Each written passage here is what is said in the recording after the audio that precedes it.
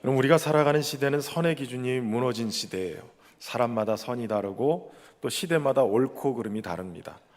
그러나 선의 기준, 인간에게 맞추지 말고 성경은 하나님께 맞춰야 된다라고 얘기해요. 하나님이 존재 자체가 선하신 분이기 때문에 그렇습니다. 그렇기 때문에 하나님이 하시는 모든 행동은 선한 것이죠. 그 절정이 바로 십자가예요. 죄인을 위해서 독생자를 내어주신 사건보다 더 선한 일은 없는 것이에요. 특별히 하나님의 선하심은 고난 중에 있는 성도들 그 속에 더 분명하게 드러납니다. 때로 하나님은 우리의 눈물과 실패와 광야 속에서 모든 것을 합력하여 선이 되게 만드십니다. 그리고 그 선하심의 결국은 우리를 말씀 앞으로 인도하는데, 여러분, 하나님의 말씀은 우리의 영혼을 살릴 뿐만 아니라 흔들리는 우리의 삶을 붙잡아주는 말씀이에요. 그렇기 때문에 여러분, 말씀 앞으로 나오는 은혜가 우리에게 있기를 주의 이름으로 축원합니다. 그리고 그 말씀은 무엇보다도 말씀이 육신이 돼서 우리 가운데 오신 예수 그리스도께로 우리를 인도해 가는 거예요. 오늘 본문의 말씀은 바로 예수님이 자신의 정체성을 드러내는 장면이에요. 자신을 친히 선한 목자다라고 소개를 합니다. 왜 예수님이 자신을 선한 목자라고 하셨을까요? 그리고 선한 목자는 어떤 모습을 선한 목자라 이렇게 얘기할까요? 저는 오늘 말씀을 통해서 우리에게 오신 이 선한 목자이신 예수님이 더 선명하게 보여지는 은혜가 있기를 소망합니다. 우선 첫 번째 살펴볼 것은 선한 목자는 양의 문이 되어 생명을 얻게 하신다라고 얘기하는 거예요. 오늘 본문의 7절에서 예수님은 자신을 가리켜서 나는 양의 문이다 라고 얘기해요. 7절에 그러므로 예수께서 다시 이르시되 내가 진실로 진실로 너에게 말하노니 나는 양의 문이라. 예수님은 자신을 단순하게 목자라고 먼저 설명하지 않고 양의 문이다 라고 설명하고 계세요. 그러면 이 말씀을 이해하기 위해서는 우리가 당시에 이스라엘 백성들, 이스라엘이 가지고 있는 목축 문화를 좀 이해할 필요가 있어요. 양의 문이라는 말은 양이 드나드는 문을 얘기하는데, 이스라엘에는 두 종류의 양을 가둬두는 우리가 있어요. 하나는 마을에 둔 공동 우리입니다. 그러니까 여러 집의 목자들이 양을 다 키우는데 이걸 자기 집에만 우리를 만든 게 아니라 공동 우리를 마을에 돌담을 쌓아서 크게 잘 만들어 놔요. 그리고 문을 닫고 거기를 목자들이 불침번을 서가면서 서로 교대로 있게 되어집니다. 그리고 다른 우리는 광야나 들판에 임시로 만들어 놓은 그런 야외 우리입니다. 잘 안 보일 것 같아서 그려지지 않을 것 같아서 AI에게 노동을 시켰어요. 그려라 그래가지고 저렇게 만들었어요. 여러분 이렇게 보면 이쪽에 크게 돌담을 만들어서 크게 만들어 놓은 그런 우리, 그래서 많은 집집의 양들이 다 한꺼번에 들어가고 목자들이 여러 명이 이렇게 돌아가면서 지키는 거예요. 근데 들이나 이런 곳에 멀리 가서 해가 기울면 이 양을 보호할 곳이 없으니까 임시로 야외에 우리를 만들어 놓는 거예요. 저렇게 주변에 있는 돌을 가져다가 이렇게 만들어 놓는데 거기는 문이 없어요. 그 문 자리에 바로 목자가 앉는 거예요. 그러면서 자신이 바로 양의 문이다, 주님이 말씀하시는 거죠. 여러분, 일이나 늑대가 들어오면 반드시 이 문 자리에 목자를 지나야 가는 거예요. 근데 목자가 막고 있단 말이죠. 양이나 이리가 도저히 양을 해칠 수 없도록 막아서는 역할, 이것이 목자가 하는 일이에요. 또 양도 목자를 거치지 않고는 밖에 나가서 풀을 뜯을 수 없는 거예요. 위험하니까 못 나가, 막을 수도 있고, 야 이제는 대낮이니까 풀 뜯으러 가자, 그리고 목자가 인도해서 푸른 풀밭으로 인도해 가는 거예요. 이런 배경 속에 예수님은 자신을 양의 문이다 라고 표현하고 있는 거예요. 그저 멀리서 명령만 하는 분이 아니라 직접 자신의 몸으로 양을 지키고 계시는 분이 바로 예수님이라는 거예요. 양을 보호하기 위해서 자신의 몸을 문으로 내어주신 분. 특별히 여기 문이라는 단어가 헬라어로 뒤라라는 단어인데 단순히 출입구 이상의 의미를 가지고 있어요. 생명으로 들어가는 통로, 안전으로 들어가는 입구라는 뜻이에요. 그러니까 예수님은 자신을 바로 문으로 만드셨는데 생명으로 들어가는 유일한 통로로 만드신 거예요. 안정감을 누릴 수 있는 안전한 자리로 갈 수 있는 문, 그 문으로 자신을 설정해 놓은 거예요. 그러면서 9절에 이렇게 말씀하시죠. 여러분 9절 말씀을 같이 한번 읽어볼까요? 내가 문이니 누구든지 나로 말미암아 들어가면 구원을 받고 또 들어가며 나오며 꼴을 얻으리라. 아멘. 여러분, 예수님이 문인데 그 문을 통해서 들어가면 구원을 받는데요. 근데 이것은 단순히 죽어서 천국 가는 정도가 아니라 우리의 삶의 모든 자리에서 위협에서 건짐을 받고 안정감을 누릴 수 있도록 그렇게 주님이 만드시겠다는 거예요. 그리고 꼴을 얻으리라, 이 말은 양이 푸른 초장으로 인도함을 받아서 생명을 공급받는다는 뜻이에요. 그러니까 예수님은 단순히 우리를 위험에서 건지는 정도가 아니라 우리의 삶을 생명으로 인도해 가시는데 풍성한 삶으로 초대하고 계신다라는 거예요. 이 얘기를 1부 때 설교를 했는데 1부 끝나고 우리 할머니 권사님이 문자가 왔어요. 목사님, 문을 통해서 우리에 들어가야 되는데 이렇게 왔어요. 뭔가 좀 꼴을 마음껏 먹어야 되는데 요즘 은혜가 떨어져서 힘들다, 이런 뉘앙스로 문자가 온 거예요. 마치 우리에 들지 않아서 그래서 이렇게 힘든 것처럼 문자가 왔어요. 제가 그에 답장을 보냈어요. 권사님, 아닙니다. 우리가 우리에 못 들어간 게 아니라 주님은 우리를 분명히 우리로 들어 보내십니다. 선한 목자시니까 들어가게 하십니다. 그런데 다만 권사님이 욕을 내, 임플란트 하느라고 이가 온전치 않아서 잘 못 드셔서 그렇습니다.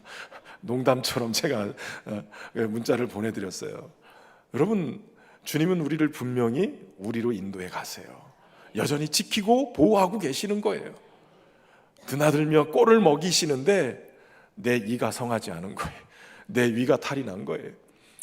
여러분, 주님의 주시는 은혜 어느 정도냐? 10절 말씀 같이 읽어볼까요? 도둑이 오는 것은 둑질하고 죽이고 멸망시키려는 것뿐이요 내가 온 것은 양으로 생명을 얻게 하고 더 풍성히 얻게 하려는 것이라. 아멘. 할렐루야. 여러분, 이 말씀대로 따지면 예수님이 오신 것은 생명을 얻게 하는 것뿐만 아니에요. 더 풍성히 얻게 하는 거예요. 여기 풍성이라는 단어가 헬라어로 페리소스라는 단어인데 넘치는, 차고 넘치는, 한계를 초월하는 이런 뜻을 가지고 있어요. 그러니까 여러분, 우리 주님이 주시는 생명은 겨우 간신히 호흡만 유지되는 그런 생명이 아니에요. 간신히 버티고 있는 삶이 아니란 말이에요. 더 풍성히 한계를 초월해서 차고 넘치는 그런 생명을 우리에게 부어주시고 계시다는 거예요. 그러니까 이제 기운 빠져서 이렇게 계시지 마시라고요. 우리 주님이 주시는 그 풍성함이 우리를 오늘도 살게 하는 거예요. 근데 문제는 뭐냐? 많은 사람들이 풍성한 삶 하면 머릿속에 자꾸 이렇게 막 지나가는 게 있어요. 그림이. 물질이 풍성해야 돼, 성공해야 돼, 이런 것만 머릿속에 들어있는 거예요. 여러분, 예수님이 말씀하시는 풍성함은 그런 것만을 얘기하는 게 아니라 그것을 다 포함하지만 오늘 시편 23편에 보면 다윗이 그 풍성한 삶이 무엇인가를 보여주고 있어요. 여러분, 시편 23편 1절에 보면 다윗은 이렇게 고백하죠. 여호와는 나의 목자시니 내게 부족함이 없으리로다. 여러분, 다윗이 하나님을 나의 목자로 삼았다, 이 얘기가 아니에요. 하나님이 나를 양으로 삼아주셨다, 하나님이 나의 목자가 되어주셨다라고 말씀하시는 거예요. 그러다 보니 부족함이 없었다. 여러분, 다윗의 인생을 돌아보면 결코 평탄하지 않았어요. 그가 사망의 음침한 골짜기를 지날 것 같은 그러한 고생도 했어요. 원술에게 둘러싸여서 눈물의 시간을 많이 보낼 때도 있어요. 심지어는 자식이 구테타를 일으켜서 왕자리에서 쫓겨나서 도망자 신세가 된 경우도 있었어요. 그런데 그런 모든 과정을 지나고 나서 5절 후반부에 다윗은 이렇게 또 고백해요. 내 잔이 넘치나이다. 내 잔이 넘치나이다. 여러분, 부족함이 없는 건 왠지 좀 찰랑찰랑한 상황이라면 내 잔이 넘치다는 것은 흘러 넘치는 거예요. 그 과정 속에 여러 인생의 아픔들, 경험들을 다 하고 지나왔는데 다윗은 결론이 내 잔이 넘친다는 거예요. 어떻게 이럴 수가 있을까요? 비결을 가르쳐 드릴까요, 말을까요? 여러분, 목자가 함께 하셨기 때문에 그래요. 그 목자는 선한 목자신 거예요. 여러분, 풍성함은 환경의 문제가 아니라 목자의 문제예요. 내가 누구를 목자 삼고 살아가고 있는가? 선한 목자라고 하면, 그분과 함께하면 풍성한 삶이 준비되어 있는 거예요. 강도요 절도요 싹군 목자를 따라가면 망하는 거예요. 여러분, 여러분의 인생에 우리 하나님이, 우리 예수님이 선한 목자 되셔서 인도하시기를 주의 이름으로 축원합니다. 예수님은 단지 생명을 설명하는 분이 아니라 생명 자체가 되시죠. 단지 구원을 가르치는 분이 아니라 예수님 자체가 구원이신 거예요. 많은 분들이 문 없는 인생을 살아가요. 아니, 어디로 가야 될지 몰라서 자꾸 여기저기 두드려 봐요. 성공의 문을 두드려 보기도 하고, 쾌락의 문도 두드려 보고, 또 돈을 버는 거에 자꾸 문을 두드려 봐요. 여러분, 그러나 결국 공허해질 수밖에 없어요. 왜냐하면 참 생명, 참 풍성한 삶을 주시는 문은 오직 예수 그리스도이시기 때문에 그래요. 예수님은 우리를 위해 문이 되어 주셨습니다. 그리고 십자가는 그 문이 완전히 열린 사건이에요. 죄인인 우리가 하나님 아버지, 그 풍성하신 삶을 우리에게 공급해 주시는 그 하나님 아버지께 나갈 수 있도록 예수님은 자신의 몸을 찢어서 길을 내신 거예요. 칼빈은 요한복음 주석에서 그리스도는 자신의 몸으로 우리를 위한 출입문이 되셨다라고 얘기했어요. 여러분, 우리는 양의 문이신 예수님을 통해서 들어가야만 생명을 얻고, 예수님을 통해서 들어가야만 참 평안을 누리게 됩니다. 그리고 양의 문이신 예수님을 통해서 들어가야만 들어가고 나오며 꼴을 먹고 더 풍성히 얻는 은혜를 누리게 되는 거예요. 혹시 지금 광야 같은 삶을 살고 있습니까? 두려움과 염려로 살아가고 있지는 않습니까? 여러분, 선한 목자이신 우리 주님이 오늘 우리를 향해서 말씀하시는 거예요. 내가 문이다. 풍성한 삶, 생명을 얻는 삶으로 가는 문이다. 그러니 나를 통해서 가라. 여러분, 그 문을 통과해서 그 안에 거하면 우리는 보호를 받아요. 그 문 안에 들어가며 거할 때 생명을 얻고요, 그 문 안에 들어가 살 때 내 잔이 넘치나이다. 넘치는 은혜를 경험하게 될 줄로 믿습니다. 두 번째, 선한 목자는 양을 알고 사랑하기에 목숨을 버린다는 거예요. 여러분, 11절 말씀에 보면 예수님은 다시 한번 자신을 소개해요. 뭐라고 소개하냐면, 나는 선한 목자라. 선한 목자는 양을 위하여 목숨을 버리거니와 라고 말씀하세요. 여기 선하다라는 단어가 헬라어로 칼로스라는 단어예요. 단순히 도덕적으로 착하다라는 의미가 아니라 아름답고 완전하고 참되다라는 의미예요. 그러니까 예수님은 목자이신데 단순히 여러 목자들 중에서 그나마 좀 좋은 목자, 이런 목자가 아니라 예수님이 참되고 완전한 목자라는 얘기예요. 특별히 예수님이 선한 목자가 가지고 있는 가장 중요한 특징을 얘기하는데, 그것이 바로 양을 위하여 목숨을 버리거니와. 예수님 당시에 종교 지도자들은 백성을 돌본다고 말을 했지만 실제로는 자신의 권리와 권력을 더 사랑했어요. 그래서 사람들을 이용하고 착취하며 살았어요. 사실 에스겔 34장에도 보면 구약에 하나님이 이스라엘을 인도하는 목자로 많은 지도자들을 세워놨는데, 그들이 백성을 제대로 인도하지 못하고 풍성하게 이끌지 못하고 계속 이용하고 착취해 사는 모습을 보고 하나님이 경고하시는 거예요. 이스라엘의 목자들을 향해서 책망하는 거예요. 목자들이 양을 먹이지 않고 오히려 양을 이용하고 양을 잡아먹고 있다는 거예요. 그러면서 하나님이 이렇게 선언하세요.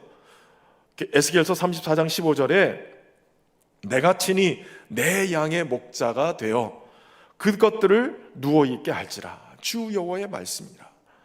그러니까 하나님께서 친히 자기 백성을 돌보는 목자가 되시겠다고 여기서 약속하신 거예요. 그리고 그 약속이 어디서 성취되냐면 오늘 본문에서 나는 선한 목자다라고 하시는 예수님 안에서 성취가 되는 거예요. 그러니까 예수님은 이스라엘의 싹군 목자들을 대신해서 이 땅에 오신 선한 목자로 이 땅에 오신 분이신 거예요. 그리고 예수님은 이 싹군 목자와 선한 목자를 12절 말씀에서 비교하시죠. 싹군은 목자도 아니요 양도 제 양이 아니라 이리가 오는 것을 보면 양을 버리고 달아나니 이리가 양을 물어가고 또 해치느니라. 여러분, 싹군은 너무나도 분명해요. 양보다 자기 생명을 소중히 여겨요. 위험이 오면 도망가요. 손해보면 떠나요. 책임지지 않습니다. 달아나는 것은 그가 싹꾼인 까닭이라는 거예요. 이 싹을 봤는데 이 싹보다 내 생명이 더 중요하고 내가 더 중요한 거예요. 그 가치 이상을 보지 못하는 거예요. 그러나 선한 목자는 달라요. 위기가 오면 달아나지 않고 양을 위해서 자신의 생명을 내어놓습니다.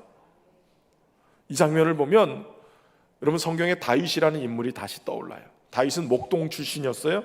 그런데 다윗이 어느 날 자신이 목동이었을 때 행했던 일들을 이렇게 보고해요. 목동 시절에 사자와 곰이 양을 물어가면 자신은 목숨을 걸고 따라가서 그 입에서 양을 건져냈다는 거예요. 양 한 마리를 살리기 위해서 맹수와 싸웠다고 얘기하는 거예요. 왜 그래요? 진짜 목자는 양을 자기 생명처럼 여기기 때문에 그런 거예요. 그러니까 여러분, 다윗이 목동에서 하나님이 그 중심을 보시고 너무 소중하게 여겨서 이스라엘의 왕이 되게 만드신 거예요. 그런데 중요한 것은 예수님은 이 다윗보다 더 크신 참 목자로 이 땅에 오셨다는 거예요. 다윗은 위험을 무릅썼지만 예수님은 실제로 자기의 생명을 우리에게 내어주신 거죠. 십자가가 바로 그것이에요. 그러니까 십자가는 단순히 희생의 사건이 아니라 목자가 양을 위해서 자신의 생명을 내어주신 그 놀라운 사랑의 증표인 거예요.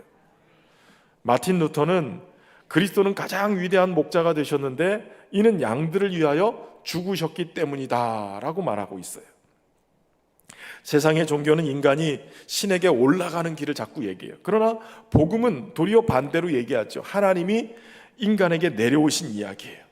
예수님이 우리를 살리기 위해서 하늘 영광을 버리고 가장 낮은 자리로 내려오신 거예요. 여러분, 양이 굉장히 깨끗하다고 착각하시는 분들이 계세요. 대관령이 아니라 우리 거제 양떼 목장만 한번 가보세요. 양이 순백의 양털을 막 양모를 하고 깨끗하게 있던가요? 가서 보면 회색빛에서 거의 검은색으로 변하는 양들이 있어요. 온갖 오물에 뒹굴고 다 지저분하죠. 심지어 냄새까지 나요.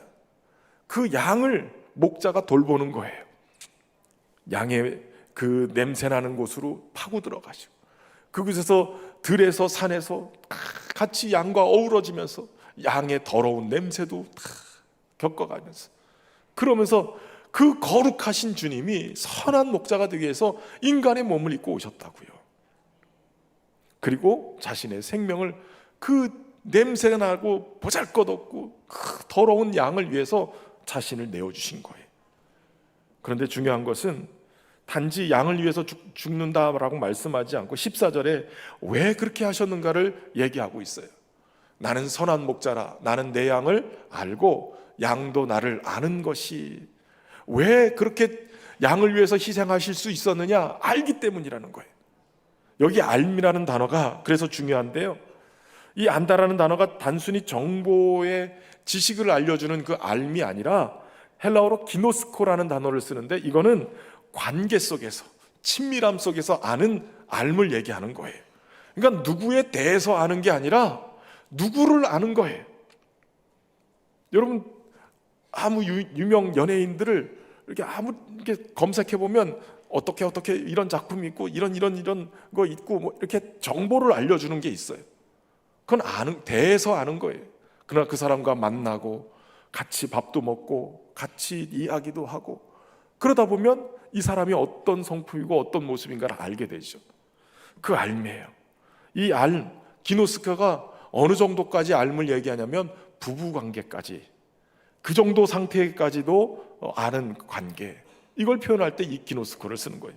그러니까 선한 목자는 자기 양을 알되 깊이 아는 거예요. 그리고 양도 목자의 음성을 안대요. 그러면 오늘 10장의 3절 5절에 보면 이런 말씀이 있어요. 같이 한번 읽어보겠습니다.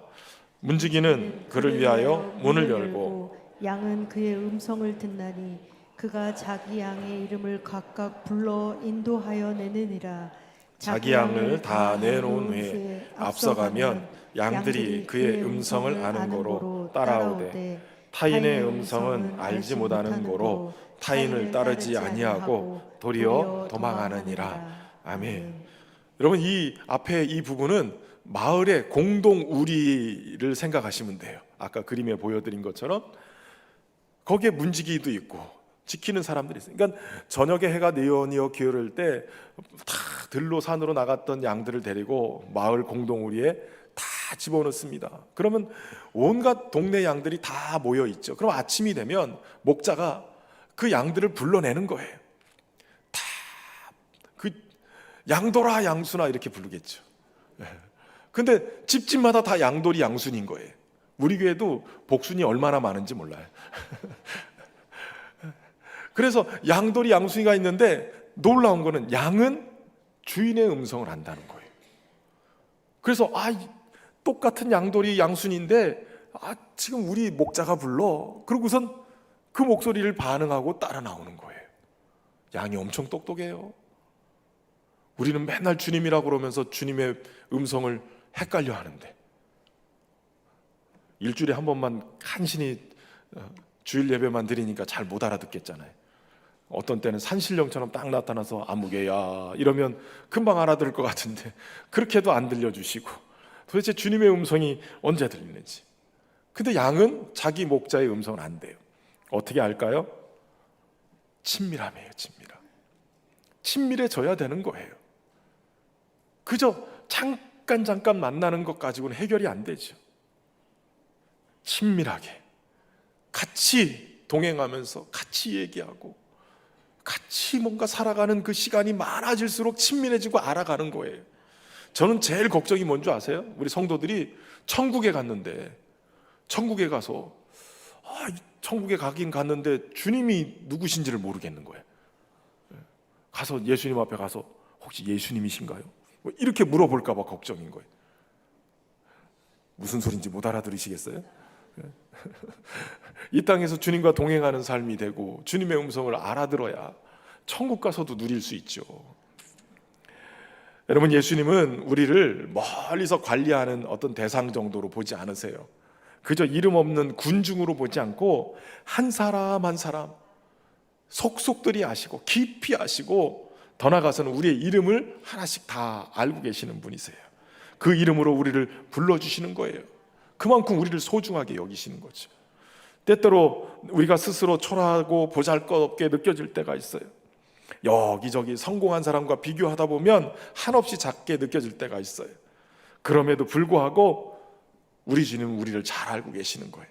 우리의 연약함도 아시고 상처도 아시고 말 못할 눈물도 아시고 사람들 앞에서는 웃고 있지만 혼자 있을 때 무너져 있는 마음도 알고 계시단 말이에요.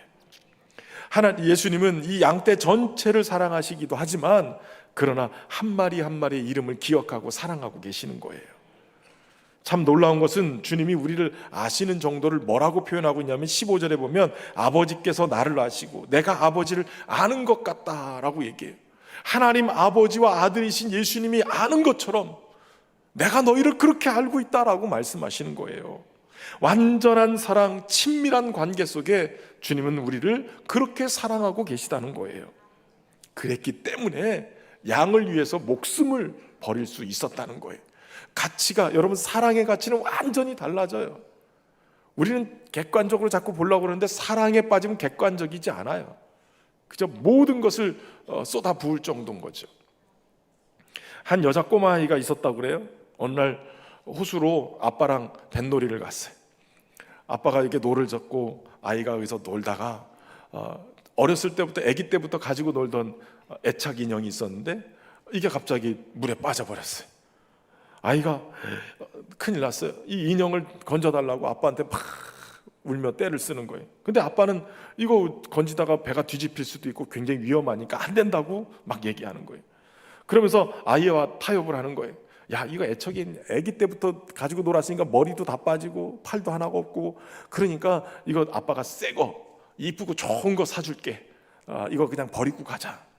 그랬더니 얘가 막 울다가 아빠한테 묻는 거예요. 그럼 아빠는 내가 물에 빠지면 나를 건져낼 수 있겠어? 나 살려줄 거야?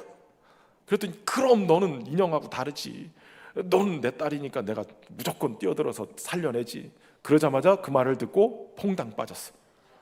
아빠가 기겁하고 쫓아 뛰어내려가서 그 아이를 건져냈다는 거예요. 건져서 배에 올려놓고 보니까 아이가 품고 있는 게 금방 떨어진 그 인형을 탁 품고 있더라는 거예요. 아빠가 건져줄 걸 믿고 뛰어들어서 인형을 품어하는 거예요. 여러분, 이건 만들어낸 얘기 같은데, 근데 여러분, 복음 안에서 보면 굉장히 중요한 얘기예요. 죄로 인해 오염되고 보잘것없는 인생을 위해서 우리 주님은 하늘 보좌에서 이 땅을 향해 뛰어내리신 거예요. 우리를 살리기 위해서 죽음의 강 속으로 주님이 뛰어내리신 거예요. 자신의 생명을 내어주시면서 무덤에서 살려내신 우리 주님의 품에 누가 안겨 있겠어요? 저와 여러분인 거죠. 본질상 진노의 자녀, 죽을 수밖에 없는 사망 선고받은 죄인된 우리를 주님이 살리기 위해서 뛰어들으신 거예요. 십자가가 바로 그거예요. 칼빈은 그리스도께서 우리를 위해 죽으신 것은 우리가 얼마나 귀해서가 아니라 그분이 얼마나 사랑이 크신 분인가를 보여준다라고 얘기했어요. 그 크신 사랑, 그 사랑을 저와 여러분이 받고 있는 거예요. 우리는 종종 나는 하나님께 별로 중요하지 않은 사람인 것 같아, 이런 생각을 가질 때가 있어요. 여러분, 그러나 속지 마세요. 이거 주님의 음성이 아니에요. 선한 목자는 한 마리 양을 위해서 자신의 목숨을 내어내시는 분이에요. 누가복음 15장에 보면 예수님이 비유하신 비유 중에 99마리의 양을 우리에다 넣어놓고, 안전한 우리에 넣어놓고, 목자는 어떻게 해요? 잃어버린 한 마리 양을 위해서 산으로 들러다니면서 그 양을 찾아내시는 거예요. 들쳐 업고 이고, 그러고 와서 잔치를 벌인단 말이에요. 여러분, 이것이 주님의 마음이에요. 우리가 붙들어야 될 복음이에요. 예수님은 우리를 아세요. 선한 목자 되신 주님은 우리를 사랑하세요. 선한 목자 되신 예수님은 우리를 위해서 목숨을 버리시는 분이에요. 그 사랑을 붙들고 사는 저와 여러분 되기를 주의 이름으로 축원합니다. 마지막 세 번째 선한 목자는 아직 우리에 들지 않은 양도 부르신다는 거예요. 16절에 보면 이렇게 말씀하세요. 또 이 우리에 들지 아니한 다른 양들이 내게 있어 내가 인도하여야 할 터이니. 우리에 들지 않는 다른 양이 있다는 거예요. 이건 누구를 말합니까? 당시 유대인들뿐만 아니라 앞으로 복음을 듣게 될 이방인들, 온 세상 가운데 구원받을 하나님의 백성을 의미하는 거예요. 그러니까 저와 여러분을 얘기하는 거죠. 예수님은 지금 시선에 눈앞에 있는 제자들만 보지 않았어요. 앞으로 부르실 수많은 영혼들을 바라보고 계셨던 거예요. 여기서 우리는 하나님의 선하심을 다시 볼 수 있어요. 하나님의 구원은 일부 특정 인물들이나 어떤 일부 사람들에게 한정된 게 아니라 모든 자들, 잃어버린 한 마리 양을 찾기 위한 그러한 모습으로 나타냈다는 거예요. 아직 우리 밖에 있는 영혼들, 우리 주님이 포기하지 않고 계시다는 거예요. 16절 후반부에 보면 그들도 내 음성을 듣고 한 무리가 되어 한 목자에게 있으리라. 여기서 우리는 교회가 뭔가를 좀 살펴볼 수 있어요. 여러분, 교회는 혈연이나 문화나 계층으로 묶인 공동체가 아니라 목자이신 주님의 음성을 들은 사람들이 모인 공동체예요. 그러니까 우리가 교회가 된 이유는 다 같은 주님의 음성을 들었기 때문이죠. 그럼 오늘은 우리 성령 강림 주일이에요. 앞에서 말씀드린 것처럼 교회가 시작하는 것은 바로 성령께서 오순절 마가다락방에 임하셔서 그들 가운데 하나님의 마음을 품고 놀라운 복음의 비밀들을 깨닫고 증거하면서부터 시작된 거예요. 성령이 오셔서 교회가 시작된 거예요. 여러분, 성령은 누구시냐? 한마디로 정의하면 선한 목자의 음성을 오늘도 들려주시는 하나님의 영이신 거예요. 요한복음 14장 26절에 보혜사 곧 아버지께서 내 이름으로 보내실 성령, 그가 너희에게 모든 것을 가르치고 내가 너희에게 말한 모든 것을 생각나게 하시리라. 요한복음 16장 13절 14절 그러나 진리의 성령이 오시면 그가 너희를 모든 진리 가운데로 인도하시리니 그가 스스로 말하지 않고 오직 들은 것을 말하며 장래일을 너희에게 알리시리라. 그가 내 영광을 나타내리니 내 것을 가지고 너희에게 알리겠습니다. 여러분, 예수님이 부활하시고 승천하셨지만 성령님을 통해서 지금도 자기의 양을 부르고 계시는 거예요. 성령님은 우리를 예수님께로 인도하시죠. 죄를 깨닫게 하시고 복음을 믿게 하시고 끝까지 선한 목자 되신 주님의 인도하심을 받고 승리의 길로 갈 수 있도록 이끌어 주시는 거예요. 그럼 그래서 교회는 성령께서 인도하시는 양떼다라고 정의할 수 있어요. 예수님은 17절에 내가 내 목숨을 버리는 것은 그것을 내가 다시 얻기 위함이니라고 말하고 있어요. 그러니까 예수님이 십자가 지신 것은 실패나 패배가 아니라 다시 얻기 위한 죽음이고 승리라는 거예요. 그리고 18절에 이를 내게서 빼앗는 것이 아니라 빼앗는 자가 있는 것이 아니라 내가 스스로 버리노라 라고 말씀하세요. 억지로 끌려가고 힘에 의해서 뺏긴 게 아니라 예수님이 자원해서 자신의 생명을 내어주신 거라는 거예요. 여기에 복음의 깊이가 있어요. 주님은 우리를 사랑하셨기에 억지로가 아니라 기꺼이 십자가를 지신 거예요. 그리고 무엇보다도 이 주님이 버리신 생명은 새로운 생명을 얻게 하고 이 얻은 생명은 결코 또한 빼앗기지 않는 은혜를 입게 해요. 그럼 10장의 뒤에 부분에 보면 28절에 주님이 이렇게 말씀하세요. 우리 같이 한번 읽어보겠습니다. 내가 그들에게 영생을 주노니 영원히 멸망하지 아니할 것이요 또 그들을 내 손에서 빼앗을 자가 없느니라. 그들을 주신 내 아버지는 만물보다 크심에 아무도 아버지 손에서 빼앗을 수 없느니라. 아멘. 스스로 빼앗기지 않고 스스로 십자가를 지시고 그 생명값으로 구원해낸 하나님의 백성들, 주님의 양을 주님은 결코 빼앗기지 않겠다고 얘기하세요. 크신 하나님, 만물보다 크신 아버지께서 그 양을 결코 빼앗기지 않겠다라고 얘기하시죠. 사실 이 요한복음의 이 말씀을 들은 요한 공동체가 있어요. 예수님 당시 그 요한 공동체, 이 요한 공동체는 당시에 미움과 박해를 받았어요. 예수님을 믿는 것 때문에 유대인 공동체에서 출교를 당하고 순교를 당하는 그런 아픔을 겪는 그러한 사람들이었어요. 그런데 오늘 요한을 통해서 주님은 말씀하시는 거예요. 그들을 내 손에서 빼앗을 자가 없느니라. 세상에 어떤 고난이 있어도 어떤 환경이 있을지라도 하나님이 택하신 그 백성을 빼앗기지 않고 끝까지 돌보신다는 거예요. 여러분 로마서 8장 35절, 38절, 39절 말씀을 같이 읽겠습니다. 누가 우리를 그리스도의 사랑에서 끊으리요? 환난이나 권고나 박해나 기근이나 적신이나 위험이나 칼이라.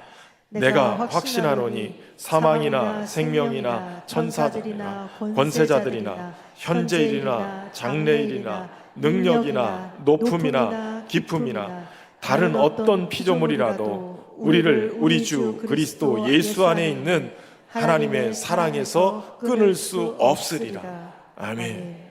세상의 어떤 것으로도 끊을 수 없다는 거예요. 그 사랑의 끈으로 우리를 붙들고 계시다는 거예요. 여러분 이 사실을 믿고 살아갈 수 있기를 주의 이름으로 축원합니다. 그리스도의 사랑은 강요된 사랑이 아니라 자발적인 사랑이에요. 십자가는 하나님의 선하심의 절정이죠. 죄인을 향한 사랑, 잃은 양을 향한 긍휼, 죽어가는 영혼을 살리려는 열심, 이게 다 십자가 안에 담겨져 있고 복음 안에 담겨져 있는 거예요. 그 선한 목자가 오늘 우리를 부르고 계시는 거예요. 세상에 수많은 소리가 들리죠. 두려움의 소리, 염려의 소리, 정죄의 소리, 유혹의 소리, 심지어는 우리 내면에서 상처 입은 영혼으로 쓴뿌리가 자꾸 부정적으로 삶을 자꾸 부정적으로 보게 만드는 음성들이 들려요. 여러분 그러나 양은 목자의 음성을 알아요. 소망하기는 복음을 통해서 예수님의 음성을 들을 수 있기를 바랍니다. 두려워하지 말라. 내가 너를 안다. 내가 너를 위해 죽었다. 내가 선한 목자 돼서 너를 끝까지 인도하겠다. 선한 목자의 음성을 따라가는 양들이 되기를 주의 이름으로 축원합니다. 그 선한 목자의 손 안에 있을 때 우리는 안전하고요. 그 선한 목자의 인도하심 속에 있을 때 우리는 길을 잃지 않게 돼요. 그리고 그 선한 목자의 사랑 안에 있을 때 끝까지 살아가게 될 줄로 믿습니다. 선한 목자는 결코 자기의 양을 버리지 않으세요. 이리가 오는 밤에도 사망의 음침한 골짜기에도 십자가 앞에서도 양을 떠나지 않았던 주님이 저와 여러분을 오늘도 붙들고 계십니다. 그분을 안해거하시고 그분의 인도하심 속에 살아가시기를 주의 이름으로 축원합니다. 그때 우리의 삶도 하나님의 선하심이 흘러넘치는 은혜의 삶이 될 줄로 믿습니다. 허무한 시절을 지날 때, 때로는 깊은 한숨을 내쉴 때 그와 같이 우리를 버려두지 않고 우리와 함께 하신 선한 목자로서 우리를 인도하시기 위해서 보내주신 분이 성령님이세요. 오늘 그 성령님을 의지하면서 함께 이 찬양 고백하며 나가겠습니다. 허무한 시절 지날 때, 허무한 시절 지날 때, 깊은 한숨 내쉴 때, 그런 풍경 보시며 단식하는 분 있네. 고와 같이 너희를 버려두지 않으리. 지금까지와 영원히 함께하리라. 성령이 오셨네. 성령이 오셨네. 내 주에 보내신 성령이 오셨네. 우리 인생 가운데 신이 찾아오셔서 그 나라 꿈꾸게 하시네. 억눌린 자가 진자, 자유함이 없는 자, 피난처가 되시는 성령님 계시네. 주의 영이 계신 곳에 참 자유가 있다네. 진리의 영이신 성령이 오셨네. 아멘. 성령이 오셨네. 성령이 오셨네. 내 주에 보내신 성령이 오셨네. 우리 인생 가운데 신이 찾아오셔서 그 나라 꿈꾸게 한 성령이 오셨네. 성령이 오셨네. 성령이 오셨네. 내 주에 보내신 성령이 오셨네. 우리 인생 가운데 신이 찾아오셔서 그 나라 꿈꾸게 하시네. 사랑하는 성도 여러분, 우리 주님은 오늘 양의 문이 되셔서 풍성한 삶으로 우리를 이끌어 가신다고 말씀하십니다. 선한 목자가 되셔서 우리에게 자신의 생명을 아끼지 않고 드러내시며 또 보호하시고 인도해 가신다고 말씀하세요. 성령을 통해서 오늘도 부르시고 아직 우리에 들지 않은 양들을 주께로 인도하신다고 말씀하십니다. 오늘 이 시간 우리가 말씀 의지하면서 주님, 우리가 선한 목자 되신 주님의 음성을 듣고 아는 자들이 되게 하시고 그 주님의 예비하신 그 풍성한 삶을 향해 나아갈 수 있도록 인도해 주옵소서. 선한 목자 되신 주님과의 친밀함 속에 나가게 하여 주옵소서. 우리 합심해서 함께 기도하며 나가겠습니다. 참 좋으신 아버지 하나님, 오늘도 우리의 선한 목자 되신 주님의 은혜가 우리 심령을 붙들고 여기까지 인도하심을 믿습니다. 주님의 선하심을 우리가 신뢰하며 따르는 자들이 되게 하시고 양의 문이 되셔서 하나님 아버지께 나아갈 수 있는 길을 열어주시고 문이 되셔서 생명을 얻고 꿀을 먹으며 더 풍성히 우리가 살 수 있도록 인도하시니 목자이신 주님과 함께 동행하며 살게 하시고 내 자리 넘치나이다 고백하며 살 수 있는 이 모두가 되게 하여 주시옵소서.